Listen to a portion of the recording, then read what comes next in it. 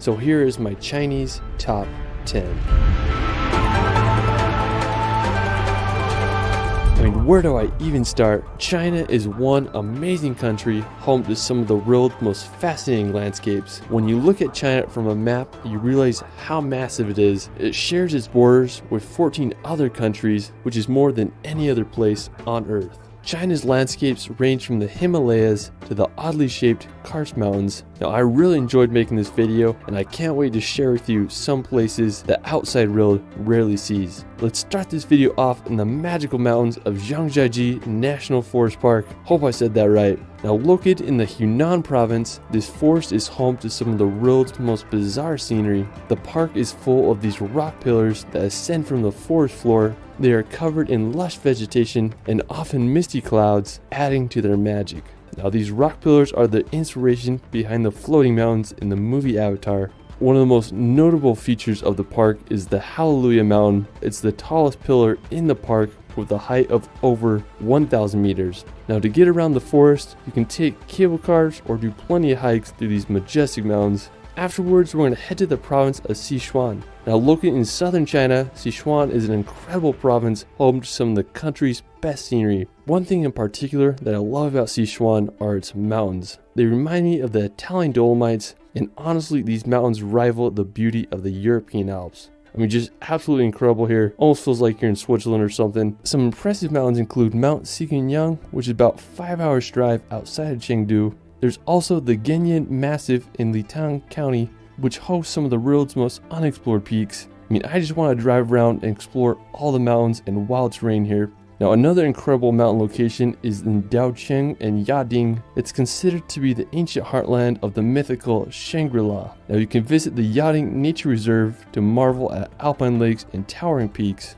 Now, aside from the mountains, Sichuan is home to the world's tallest stone Buddha with a height of 71 meters. The province is also where some of the last wild pandas roam in the lush Minshan Mountains. Now, one last place in Sichuan is the Jiuzhai Valley National Park, and it's famous for having the most beautiful waters in all of China. I mean, I'd love to come here in the fall to experience the autumn colors. I mean, Sichuan is such an incredible province. Afterwards, we're going to head over to neighboring Tibet. Now, located in southwestern China, Tibet is this plateau, and it's the highest region in the world with an average height of 14,000 feet. It's home to the world's tallest mountains, including Mount Everest. Now, I think one incredible place I want to go in Tibet is Sepu Kangri. It features this enormous glacier, and it's this perfectly shaped triangle mountain right at the base of these two lakes. I mean, I guess you could call it the Matterhorn of China. Honestly, Tibet is such an incredible destination that deserves more recognition. Afterwards, let's head over to the city to visit Shanghai.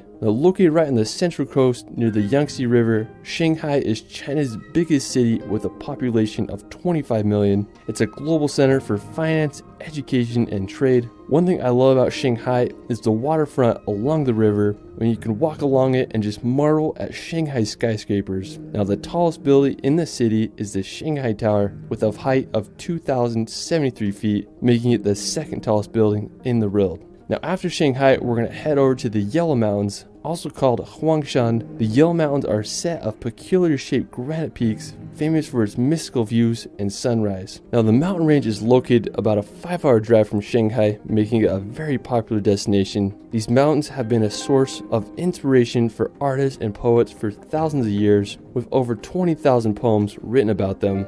It's just unfair how beautiful these mountains are. Now, afterwards, we're going to visit the Great Wall of China. This may be the most notable feature of China, and with reason. When I think of the Great Wall of China, I imagine one giant wall that stretches across the country, but it's actually a series of walls that were built by different dynasties as far back as the 7th century BC. The walls that are most famous and recognizable today are the walls that were built by the Ming Dynasty during the 14th century, which are located about 2 hours outside of Beijing. Now, in total, there are about 13,000 miles of walls across China, making it one of the greatest architectural feats in human history. The walls were used to help protect against invaders such as the Mongols, but it also had other uses like managing immigration and taxing goods that passed through on the Silk Road. The cost of the wall is unknown, but it's believed that hundreds of thousands of people died during the making of it. I mean, it's really a crazy piece of human history. Afterwards, we're going to head over to the province of Xinjiang. Now, located in northwestern China, Xinjiang is China's largest province.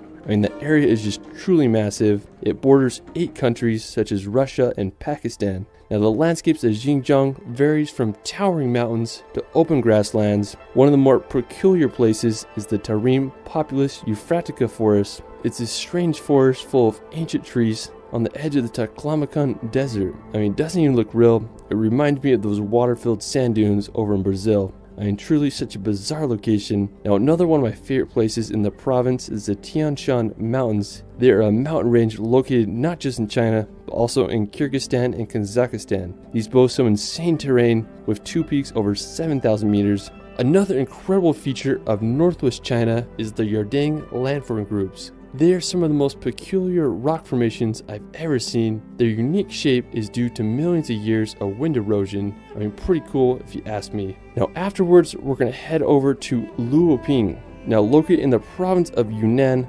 Luoping is famous for its yellow canola fields that surround the limestone mountains. Every spring, the fields turn a striking yellow color, creating a one-of-a-kind landscape. The area around Jingjing Peak is home to isolated peaks surrounded by canola fields, and it's just one of my favorites. You can also visit the Nayuji Luosi field, which is just this terrace garden full of those beautiful yellow flowers. Now, the best time to come and see the fields in bloom is around late January into early April. Also, the area is home to incredible waterfalls such as Jiulong Falls. Now, for our last destination, we're going to visit the province of Guangxi. Now, located in southern China on the Vietnam border, this place is absolutely incredible. When I imagine China, this is the type of landscapes I imagine. Lush valleys, vast cave systems, and mountains that look like they are straight out of a Dr. Seuss book. Now, one of my favorite places in the province is Yangshuo, located near the city of Guilin. Yangshuo is an incredible area. I just want to visit so freaking bad. The area is full of the iconic Karst Mountains. Throughout the province, there are just thousands of these uniquely shaped mountains. They are made from eroded limestone, and I think they're so fascinating. Anyways, I just want to take a boat down the Li River and explore all that Yangshuo has to offer. Another incredible place in Guangxi is Mount Danxia. It's home to these insane mountains I've never seen anything like, and there's just so many unique formations that rise out of the lush jungle floor. Just another jaw-dropping spot in China. Well, that is it for my Chinese top 10. I mean, I'm barely scratching the surface. There's so many relatively unknown places to visit in this insane country. Let me know where your favorite place is in China in the comments below.